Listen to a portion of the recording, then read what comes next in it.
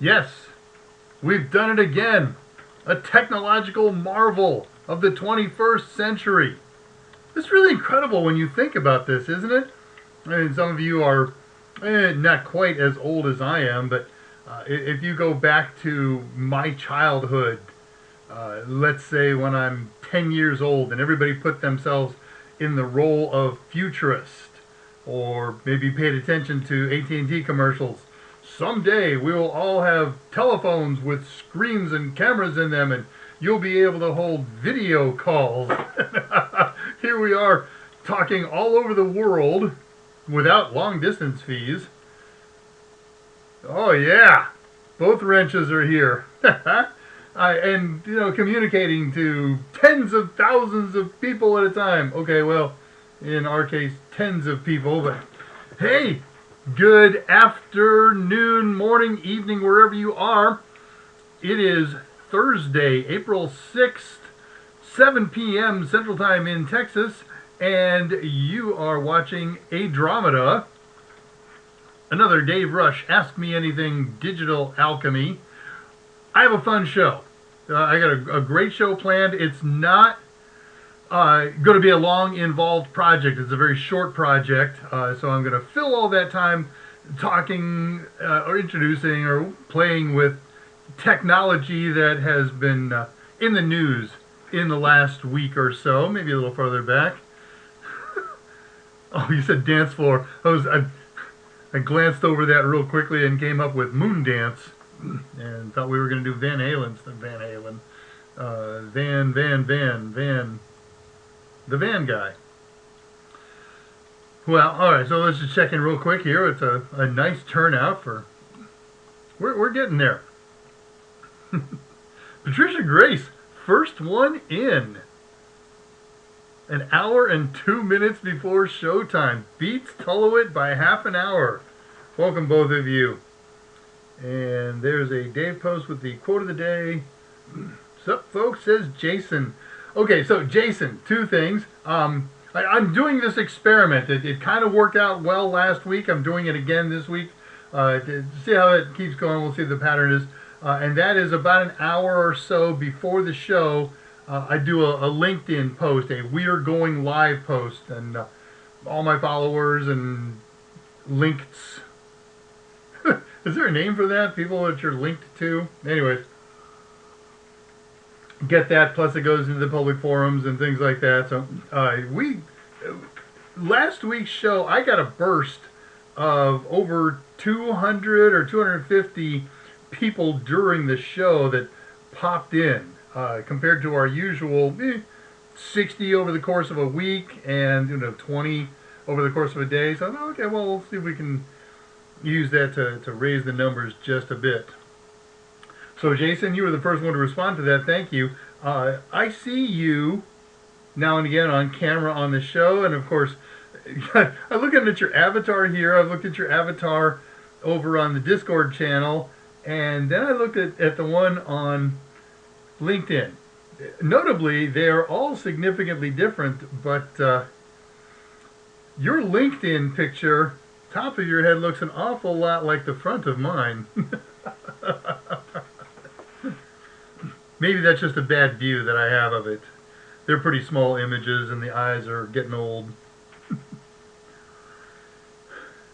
Alright, what do we got here? How are you doing? I'm good. Okay, this is getting dinner ready. What's for dinner, Patricia Grace? We had steakums. Except not steakums.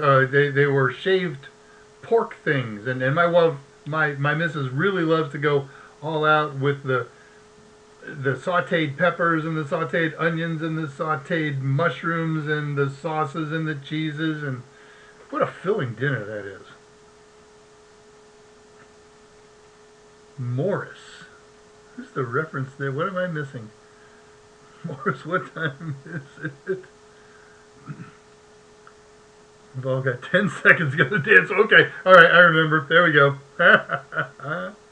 Van Morrison. Ooh, boa noite. That sounds somewhat Portuguese. Good, loud and clear. Thank you. I have been playing with the audio settings OBS is really weird. It doesn't show me what I expect to see in the meters. So I just kind of took a chance. Posted a note 2 days ago when you put this up. Yeah, they think they disappear after about 6 hours or so. 2 more days. Oh, I didn't share it. See it shared. When I was at the Walmart, I wrote my YouTube link. You're twisted. You are totally twisted.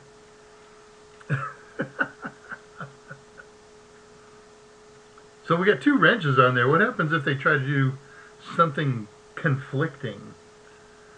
Strawberry salad and trying some beans and rice mixes from a food co-op that were passed on to me. That sounds delish.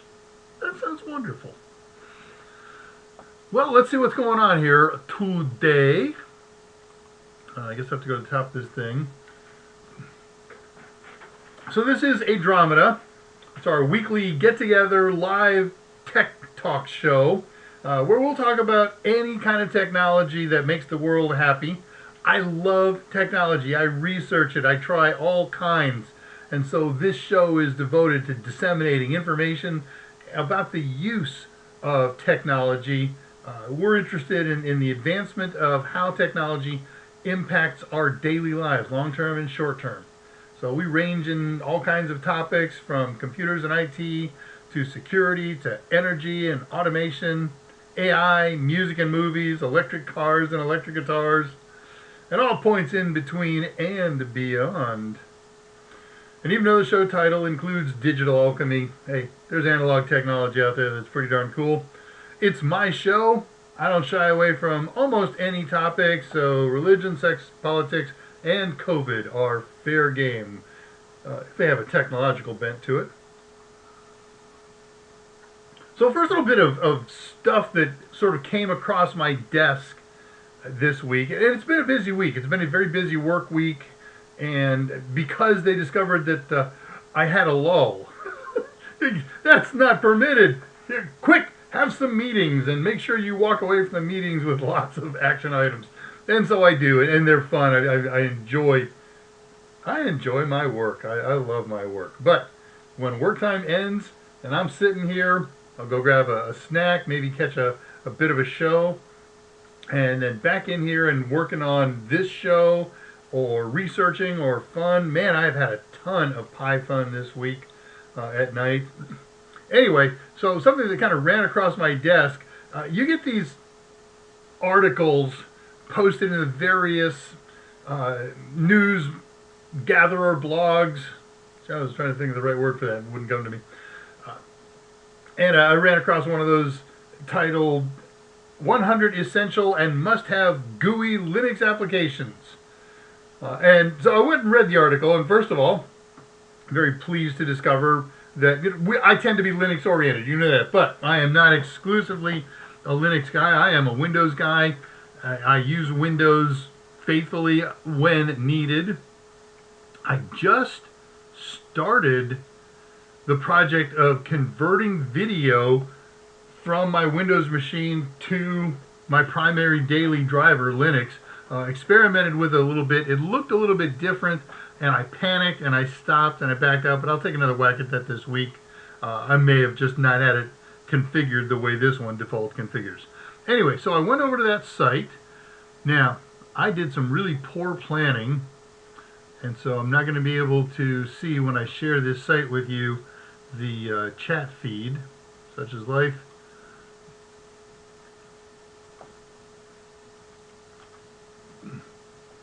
So this is their article, and the reason that I wanted to share this with you, it's over at linuxlinks.com, and I guess I can put that in the chat feed shortly when I get back here. There, we'll say this.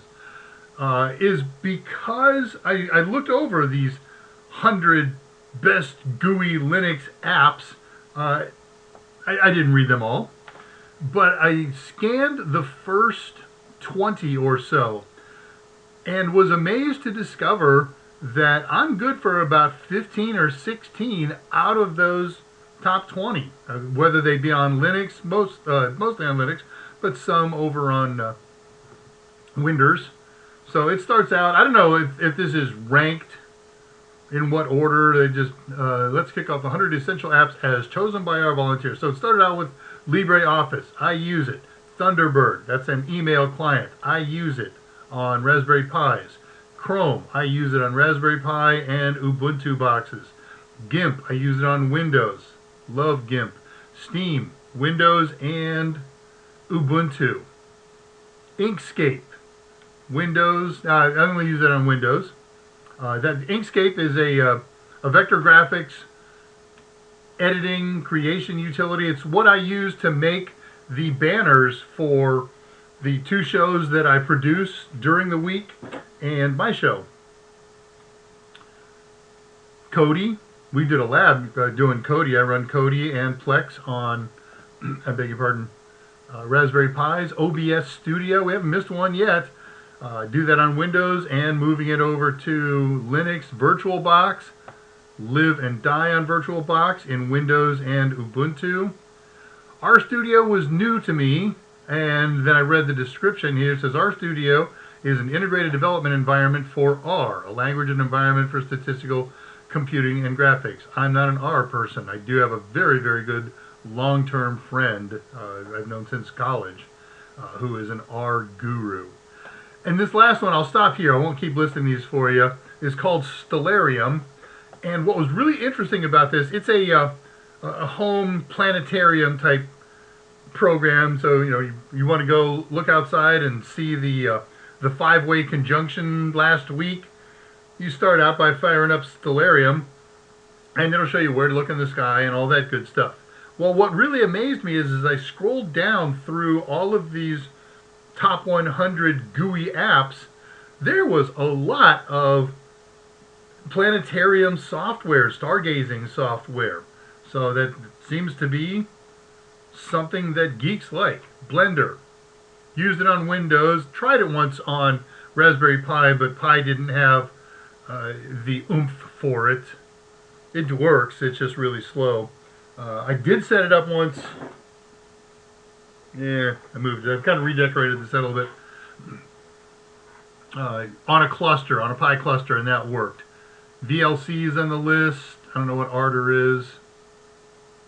There's Gaia Sky, another planetarium. Audacity, we've done Audacity in earlier shows. You get the idea. So, coolness abounds. Back to me. Now they have one other site that they, or one other page that they link to. And I want to show you that, because this is a really cool page. Pretty file, zip. So this is their oops, I deleted the wrong one, didn't I? Let's try that again. Okay, this is the page I want. So this is their ever-changing, constantly curated list of what they consider their best free and open source software. I will not go through all this with you. Again, linuxlinks.com. And once you get that, then you can go see all their stuff.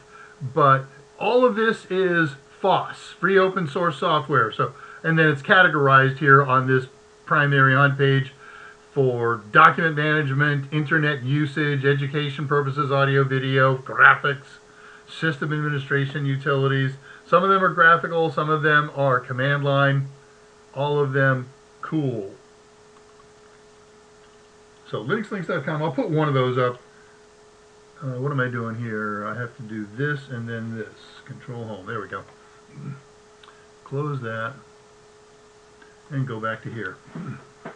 I outsmarted myself. Alright, so let's put that in the chat feed. Alright. And from the link that I put up, you can get to the other chat feed.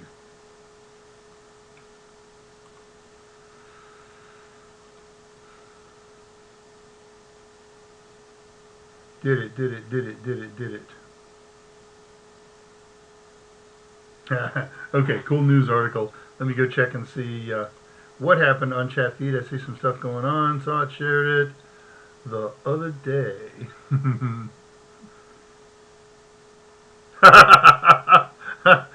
Sorry, I got to go backward, but I see a nice comment I'm looking forward to getting to.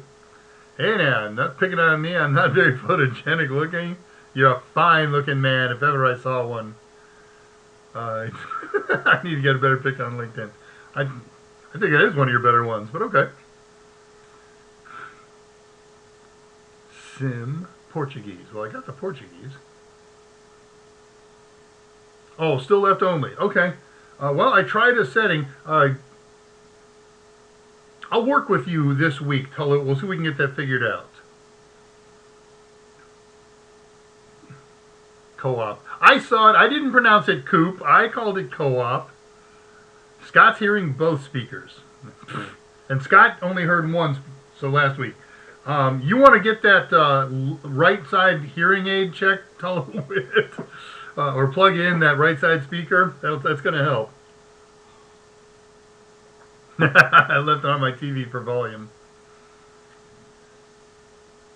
Okay, good. Fixed. Thank goodness we're working from home. I can let it grow wild. Me too. I had to cut it this week. It wasn't as long as I've let it go in the past where I hate it, but it was just starting to get to that point that I have a trigger, right? If my bangs start to curl, that's it. I'm off to see Sonny, my barber for the last 21 years, something like that. So, Mandalorian, says Gabriel Sly. I went to look at the new season of Mando this week and didn't find it on my usual site. I abandoned it. I'm going to do that later this week. I did hear really bad things about the most recent episode. No spoilers. I didn't know what it is, but the press was very unkind. Excuse me. Here comes the hiccups. Okay, that shows up. So, since I couldn't find Mando last night, I thought I'd take a whack at the new Star Trek Strange New Worlds. And all I watched last night was the first episode, which is okay. I'm hoping it gets better. It beats you with a social hammer. So, we'll see if it continues down that road. That didn't make me happy. Oh, by the way, if you're I hadn't thought about it. New Linux shirt. I got still a big pile of them that we haven't gone through yet. This is the logo for Debian. They've added an A in here. apt-get install anarchism. Or is that anarchism? Let's see. Games. Hello. What else do we need? Yes. All right. So I'm ahead of myself here, but yes, games. I need somebody with a Linux box to install Steam and Borderlands 2, which is free, and play. I am so tired of playing alone, getting killed so many times. It's fun when you finally kill the big bad guys, but yeesh. Sim is yes. Seam is yes. Okay. Very good. All right. We've learned some new Portuguese today. At least 3 new words. Okay. Thanks, Tolo. I'm glad you're working. And I'm glad I'm working. It's been a little dull the past 3. Okay. Well, I will find out over the next 3 days. But we're going to do 2 episodes of latest Star Trek. And I saw another one out there. I try them all. Sometimes I make it all the way through just because I want to say I've watched every one of them ever. So I saw Emissary the other day, and I saw a news blurb the other day that Worf was going to get a spin-off. That should be interesting. All right, back to news to abuse. ChatGPT is in the news every day, all the time.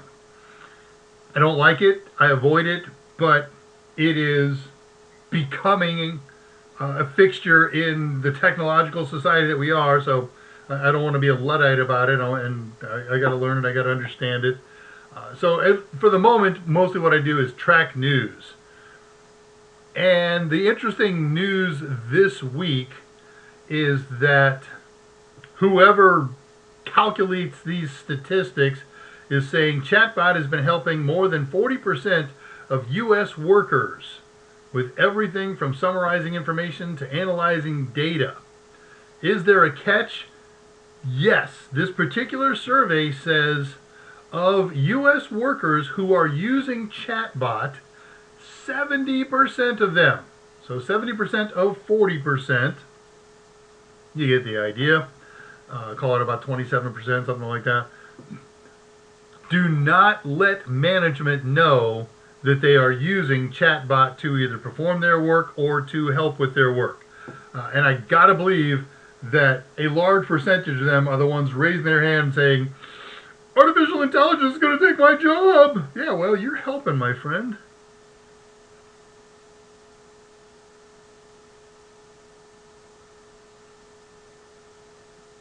Yeah, that's the fun part. Scott's here. Scott and I, for many years, have meandered into one another's office or bumped into each other in the hallway and conducted business, right? I mean, this is the way up until pre-COVID our organization worked. You got something you want to talk with somebody about, you don't schedule a Zoom meeting. I can't begin to count the number of meetings I am in a week now. I get more meetings in a week than literally I've had in my first couple of years at Total Seminars. But Scott and I would bump into each other and we'd either, hey, how's this project? Or I need help with this project, or what do you think about this? And of course, sometimes it's just casual and fun conversations. And I cannot count on two hands the number of times when we've talked about something new and interesting in the technological news where one of us at least wonders, is this a game changer? Or article information we read claimed that this is going to be a game changer. I think that phrase gets overused. I read 3 game changers this week that I know none of these are game changers, but they're all interesting. They're all possible additions to the technological world.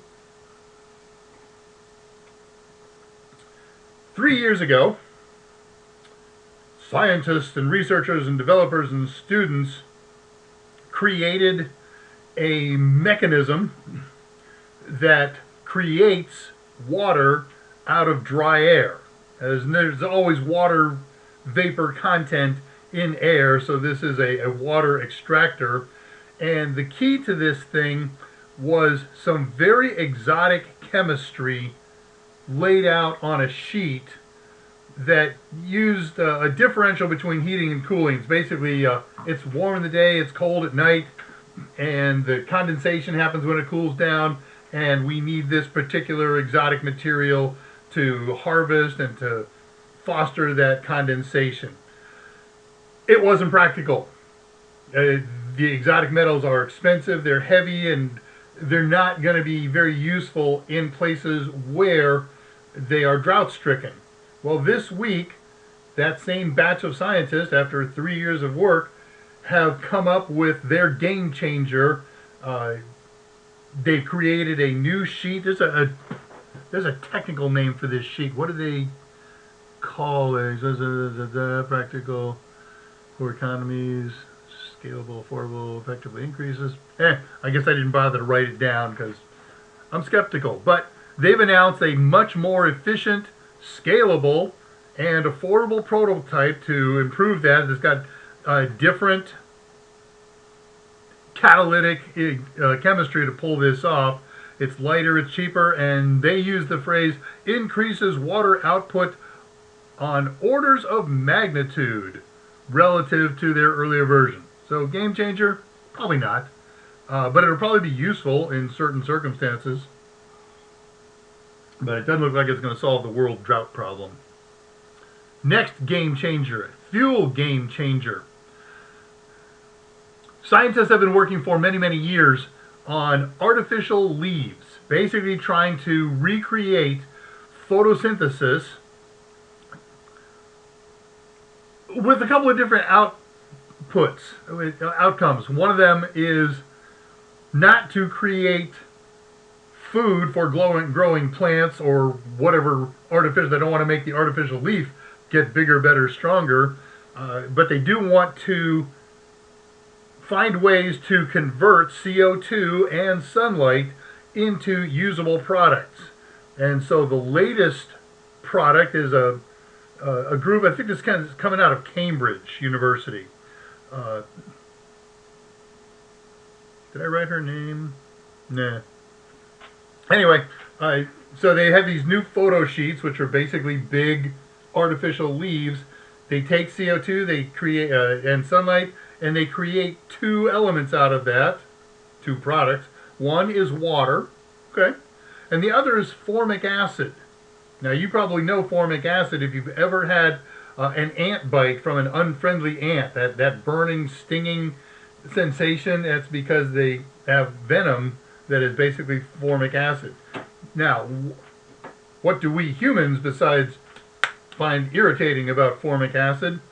It is an acid that's used in the creation of electricity as an electrolyte between certain metals. So it's a cheap way to get formic acid besides squeezing ants. Game changer? Probably not. But an advancement in technology that helps things out. And then finally, the most exciting one that was presented this week, the electricity game changer. We want to make electricity, and we want to do it without hydrocarbons and all of that good stuff.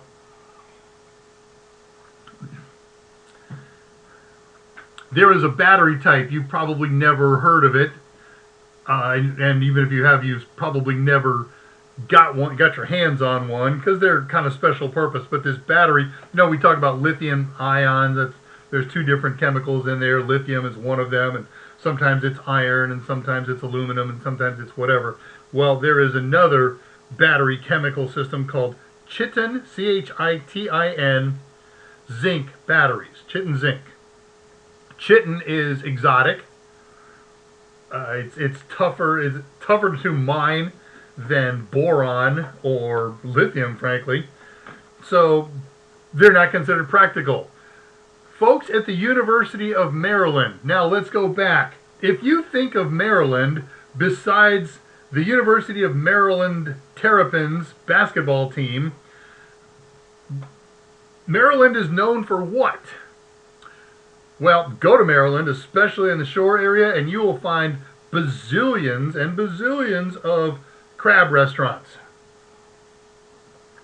Well, you know that most industries are pretty good about trying to avoid waste. If you're in the cattle processing industry, beef is used for one thing, and bone is used for other things, and hide are used for other things, and lots of other cow parts get used for lots of other things. There's not a lot of waste there. Crabs don't enjoy that benefit. One of the problems with crabs is there has been no commercial use for shells. Millions of tons of crab shells get chucked into landfills and back into the sea every year. Well, it turns out they're really high in chitin, and it's not super difficult to extract. And so that's what the nice folks over at University of Maryland have been doing. They're creating chitin out of crab shells, and they are saying that the cool thing about this battery is not that it's got incredibly high capacity or anything like that. Batteries, it's easy to make batteries have high capacity. You just parallel them to provide more current, or series them to provide more voltage. But batteries are magic, or not magic, because once you charge it, when you set it aside, it sits there and loses charge over time. Back in the days of NiCad batteries, a NiCad battery, nickel cadmium, would lose about 1% of capacity every day. Lithium ions lose a little less than that, but they're still not good. You can't sit it there for 4 months and then slap it into your device and expect it to provide power. Chitin zinc batteries, 99.7% efficient after 400 hours of operation. Game changer? The world waits. How economical is it to extract this chitin? We don't know. Experts are cautiously optimistic.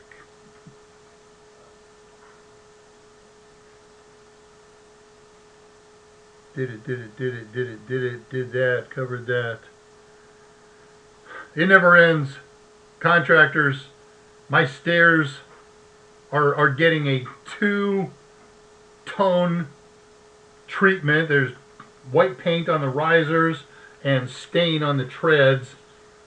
The first coating of riser paint went on a couple of days ago.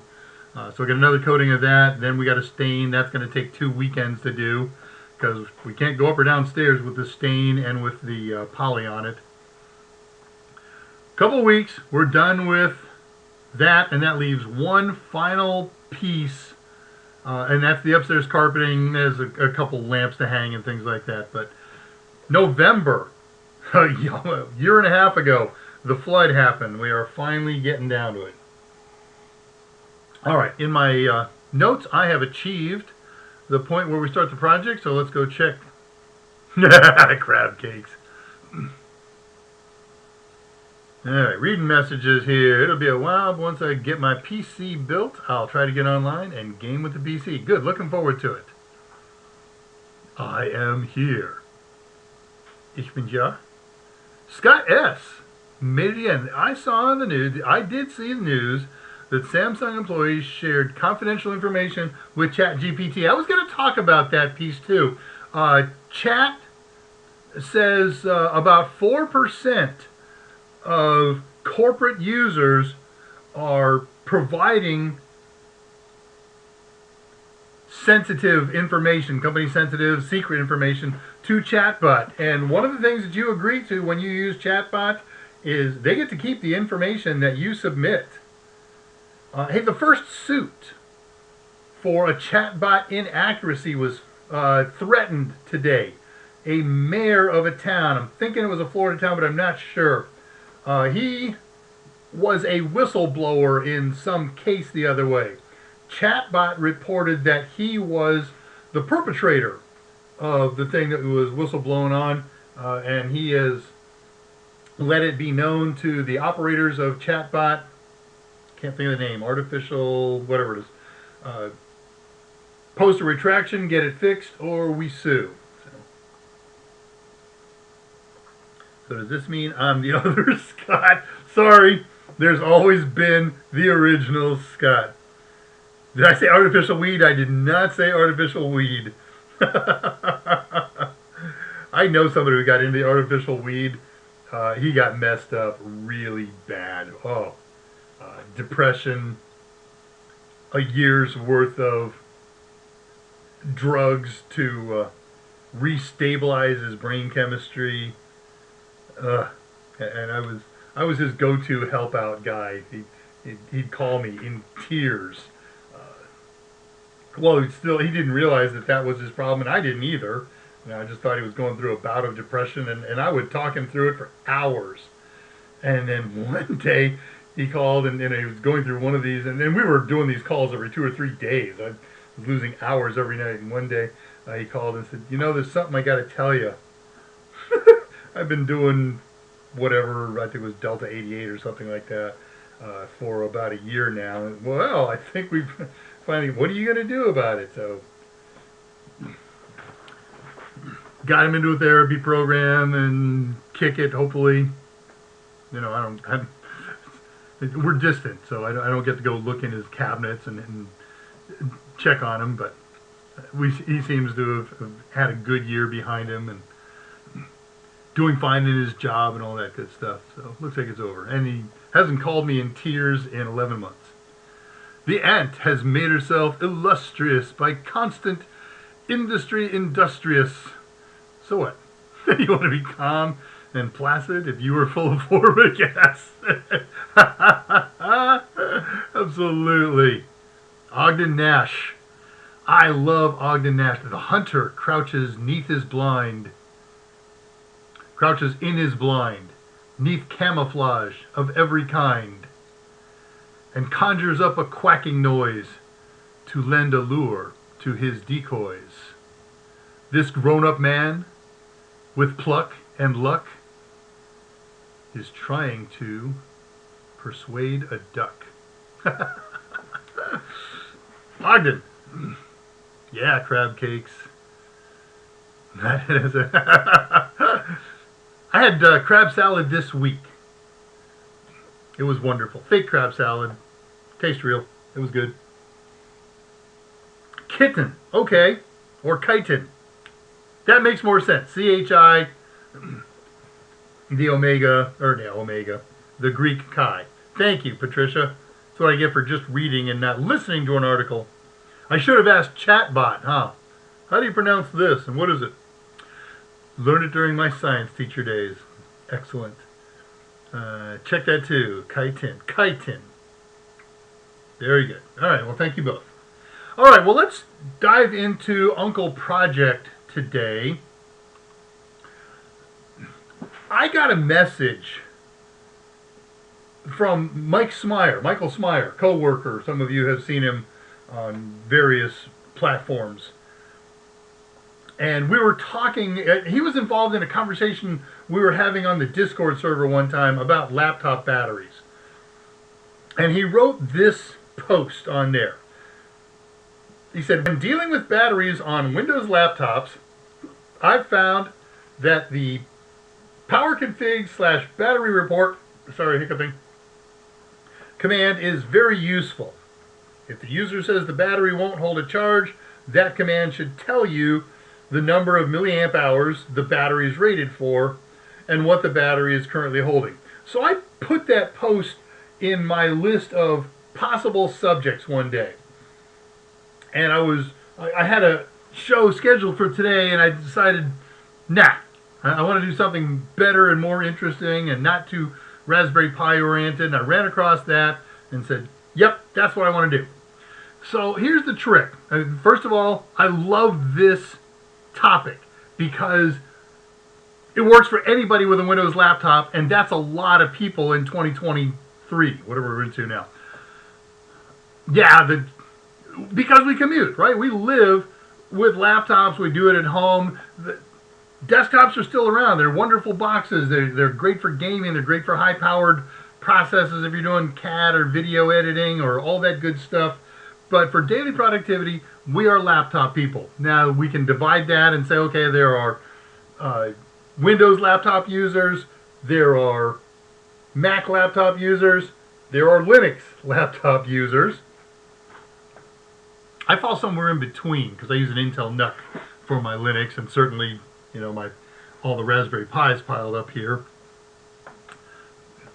But there's a lot of people doing this, and what I'm going to show you today is therefore applicable to everyone or a large chunk of the population, and it's not too techy. It's pretty darn easy, and you don't have to download anything or install anything. It's already there. Windows ships with PowerShell. It's a PowerShell command. So let's talk briefly about PowerShell. For many years, Microsoft came with a command line utility that started out as DOS way back when and then morphed itself to command line.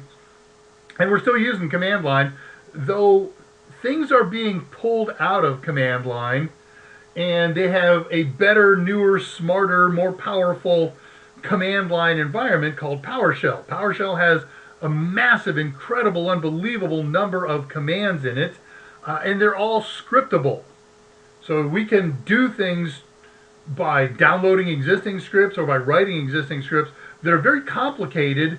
No, I just download the script and I ran this PowerShell script, and this very complicated task of fixing these registry entries and doing this and doing that are all very easy.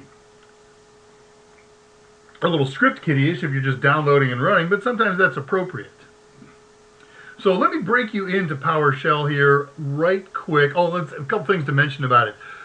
PowerShell is a fine standalone scripting environment, but it's really tightly integrated into Microsoft products, including certainly the Windows operating systems and Windows Server, WSL, the Windows subsystem for Linux, Teams, Microsoft 365, Active Directory. If you can come up with a product from Microsoft, PowerShell can do something with it and probably has commands that are very specific for it.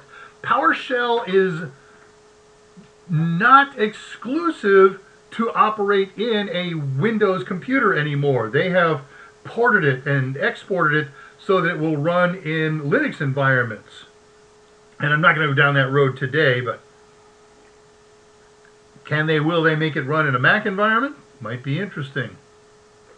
All right, well, let me fire one up right now. I'm going to run PowerShell in normal, non-administrator mode, just to introduce you to something here. Okay, there we go. And PowerShell. There we go. Try the new cross-platform PowerShell.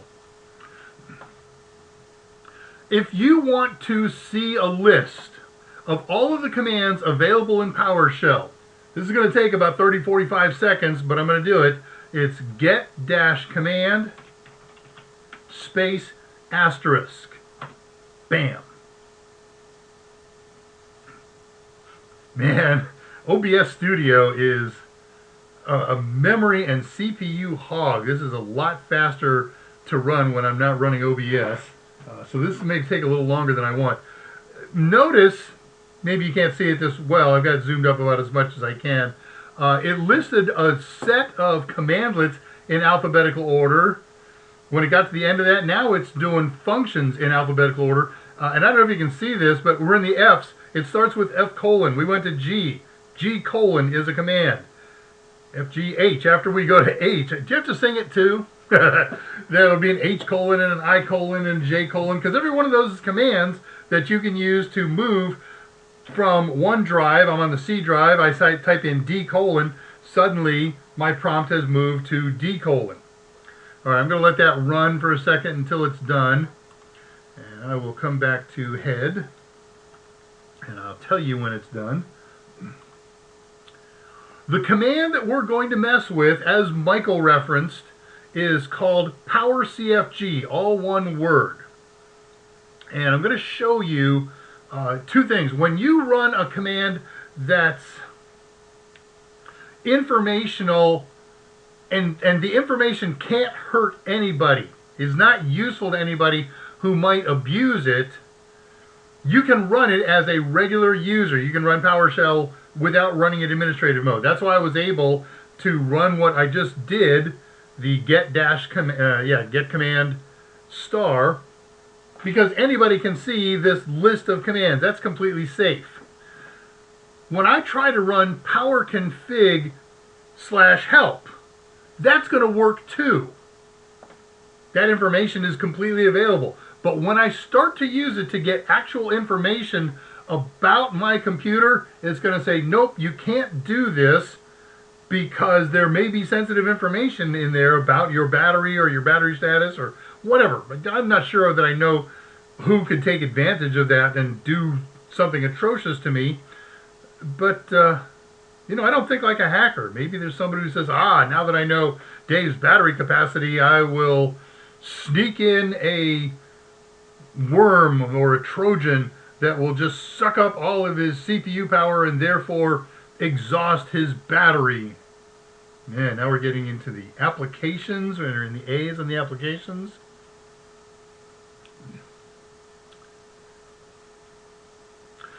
So what I'm going to do today is I'm going to show this to you in real time. You can open up a PowerShell window right now, do it in administrative mode to do what I'm going to do, but you don't have to wait and watch the show later. You don't have to take notes. You don't have to read my notes on it.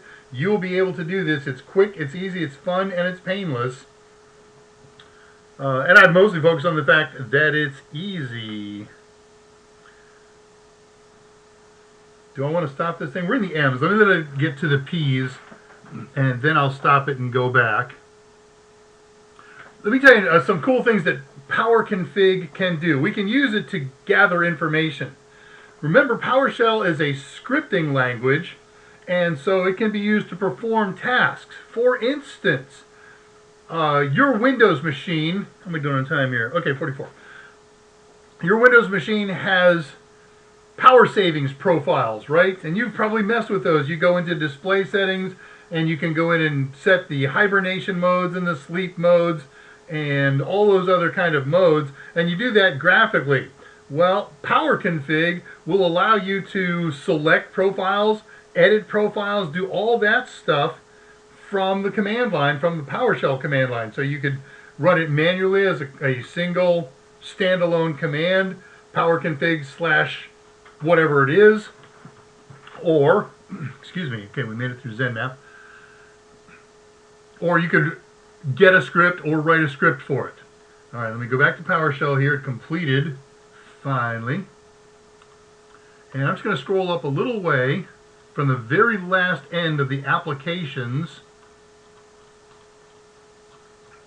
Doesn't seem like a little way, does it? But compared to all the output of this thing, Python Power Config. Okay, so here's Power Config. There's a CPL file for it, and there's an exe file. So that's what we're going to use. Oops, CLS. So if I say something like Power Config / that's information that can't be used to hurt me. It's just the options that are available. We're going to play with the energy option. We're going to play with the battery report option. So let's try one of those. Power Config / energy. And he says, nope, you need admin privileges in order to do this. So I will exit out of PowerShell. I'm going to rerun it. Hit the Windows Start button or go to the search box. I type in PowerShell. And then there's two ways, more than two, to launch any kind of program in Windows in admin mode. You can right-click and say Run as Administrator. If it got found by the menu utility, you can select the option to run as administrator, or you can Control-Shift-Enter, and that will cause it to run as administrator. You're not going to see it happen, but you'll see it when it comes up. Okay, so I got the warning here. Hey, and buzz, buzz, grind, grind. There's PowerShell. Okay, good. So it's back up, it's running. I'm in admin mode right now. So let me just fire up the first of the two commands I want to play with. Power Config / energy. And it says, okay, I got to do a 60-second trace. I'm going to watch what's going on with your applications and your battery for the next 60 seconds, and then I'm going to generate a report for you. And so we will wait that out. I talked about this. Takes 1 minute. Now the result is very short, and it's all textual. So he says right now, the first thing, I'll just give you a heads up on what we're going to see. Enabling tracing for 60 seconds, observing system behavior. We see that. And then the data that he's taking, he's going to analyze it. And we'll see a message to that effect. Analyzing trace data, the data that it traced. And then it'll tell us the analysis is complete. And then in my system, he gives a 3-line summary that's not very darned useful. We've got to go and use some other options with Power Config to get them explained. Okay, now we're analyzing the trace data. A little slow. If you're not running OBS, this should happen lickety-split. As usual, I closed 90 tabs before I started this show tonight. And it still didn't free up enough. There we go. All right, we're done here. So I got 26 errors, I got 39 warnings, and 63 pieces of information. And notice that he says, I created a file for you called energyreport.html for details. All right, so let us open up a tab and go take a look at that report. It is unattractive. Stand by.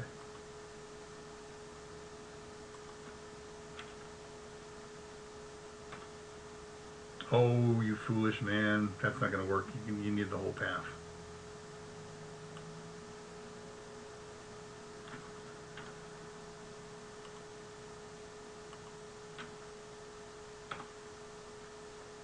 I like the modern browsers. If you don't specify file colon, it figures out, hey, it's on the C drive, so we're going to look at file colon.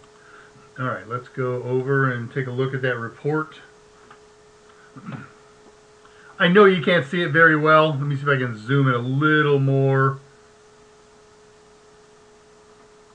Yeah, close enough.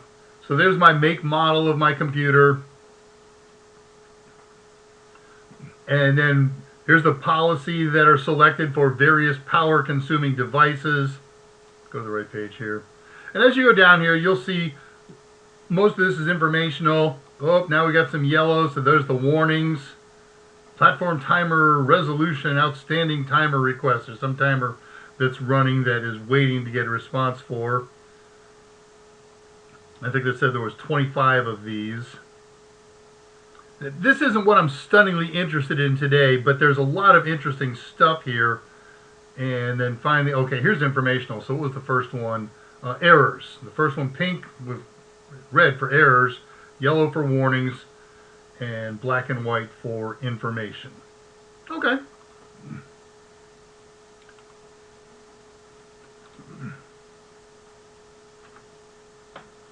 We go back to PowerShell, and I want to show you the one that I'm actually interested in today, and that is the battery report.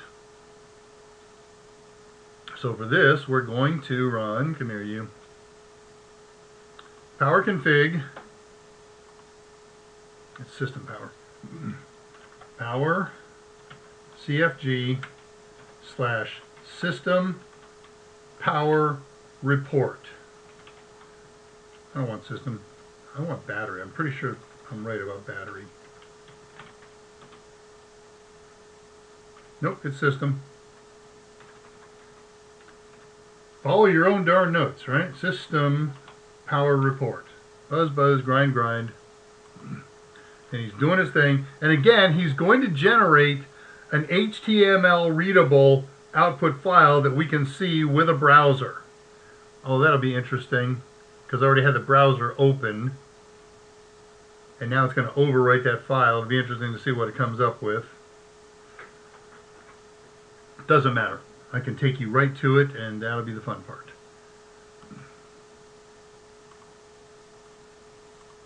Yeah, this is already loaded in memory, so I'm good here. Create tab.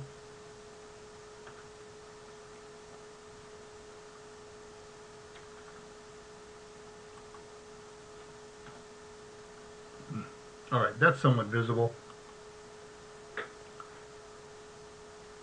So here's my battery report. Starts out at the beginning. This is a very long report. So basic information about my computer, some information about my installed battery. The design capacity of this battery is 64 watt hours, 64,448 milliwatt hours. So it should be able to provide 64 watts for an hour, or break up the math any way it makes you happy. And notice this really important summary. That was the design capacity when this battery was brand spanking new. But right now, if I charge this thing fully and unplug it, it's down to less than half of that capacity. That happens to batteries over time. That's life. And how and why that happens depends on something as simple as basic time, and it matters how you charge them or keep them charged or recharge them, how low you let the capacity go. So here's some recent usage. I keep my laptop plugged in 24 hours a day.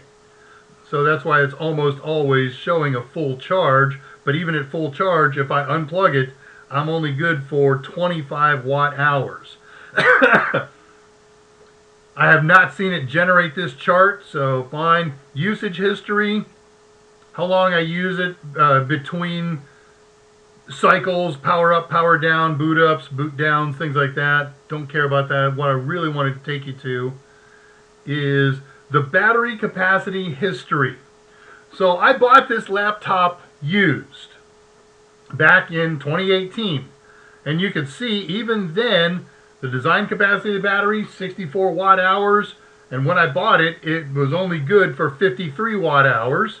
Stayed that way for some months and then moved its way down to 51 watt hours, 49 watt hours, 50, 48, 47. So you can see the capacity going down over the years, 41, 42, 40, and we're in 2021, late 2021, in the 30s, in early 2022. And so I didn't know about this command. I looked at this and said, oh my gosh, I need a new battery. I'm down to less than half of the design capacity. So I ordered it earlier this week. I don't think I'm going to do a show on how to open up and swap out a laptop battery. Now we've got some life estimates. And there's more goodies in here. I don't want to belabor this too much. I showed you what I want you to see. I want you to see the summary up on top of what's the original battery capacity, what is its current capacity, and then this chart that shows how you can track its lifetime failure mode. Cool, huh?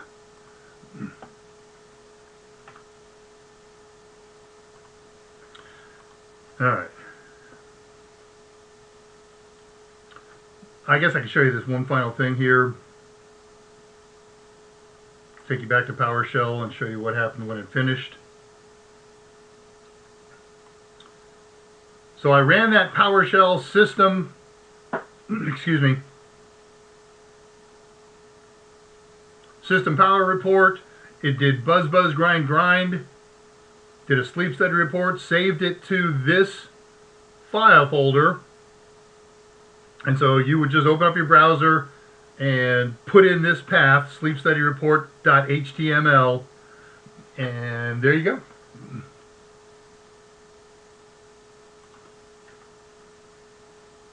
That wasn't what I planned to do. Okay, move you, put you back, now move you. All right, there we go. Let me close that thing up, save some memory. So that is a great way to check the battery health of your system. Those of you who are in support for that user who calls you up and says, my laptop doesn't last very long when I'm on the airplane. You got a tool now to walk them, talk them through it. All you got to have them do is launch PowerShell in admin mode, run powerconfig/system power report, open up a browser and browse for that report, and now we can get a handle on what's going on with their battery system. Hey, let's do something really fun. Let's wind up on time today. 2 minutes left in the show. I'll check the last of the posts. Oops, it's over here.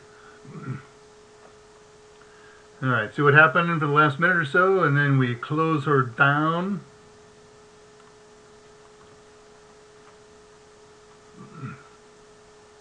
Sorry. All right, I'm going all the way back to people pronouncing chitin correctly. I like chitin. Yeah, it took a long time to run that again. That's what happens with running old Uncle Windows. It has so much junk on it. It's unbelievable. Scott posted and retracted. That's right. You can learn Microsoft Com US Win. Okay, I wonder what the rest of that path is. What was that? Sometimes you got to whip out Ogden Nash. This grown-up man. I blew one word at the end. This grown-up man with pluck and luck is trying to outsmart. That's the right word. Outsmart a duck. That's what makes Ogden Nash so cutting and caustic and great social commentator that he was. I think of all the links we missed before Scott Jernigan was moderator. Go get him, man. That was a link for power config options. Oh, yeah. There are so many power config commands. Run that get-command space star sometime and look at all that stuff. Sudo apt-get sounds rife for filk. Well done. Nice word. All right. Cool command. Good. I'm glad you like it. Jason Helms, does it have to be in PowerShell or can be done in command line? I don't No. I don't think power config is available in command, but let me, so I have to run CMD, and I'm sure I've got to run it in admin mode. Control Shift Enter. It's easy enough to do.